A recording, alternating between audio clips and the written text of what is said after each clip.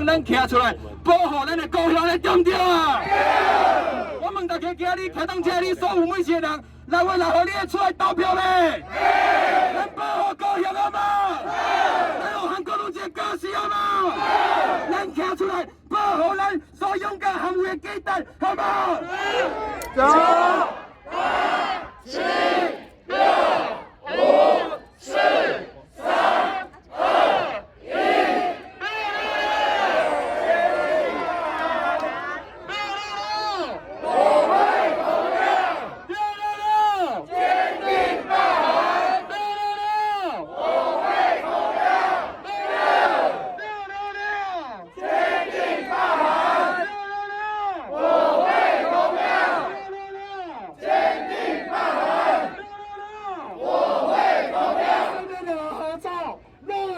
一起打卡上传到网络上，让更多朋友看到好不好？看到勇敢的高雄人，看到我们坚定大人。朋友大家好，我是罢韩领衔人陈冠荣陈医师。那我想我跟在场的所有人一样，我都是一个很平凡的高雄人，直到我自己身上发生了一些事故，发生了一些灾变。但无论如何发生在我自己身上的事情，我们经过了很长久的辛苦，努力的把它处理下来。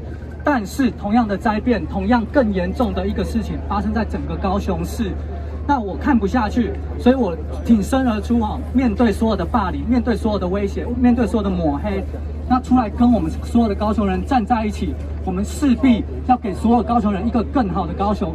那我非常感谢今天在场的所有高雄人，我们一起我想我们6月6号，我们所有人都会一起站出来，我们坚定罢韩，我们那天一定会去投票。我们需要的只有那天的勇敢。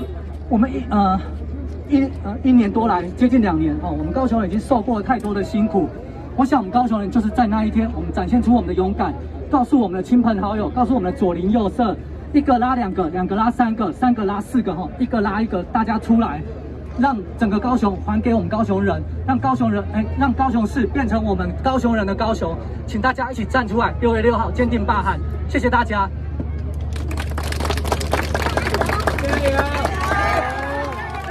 辛苦了！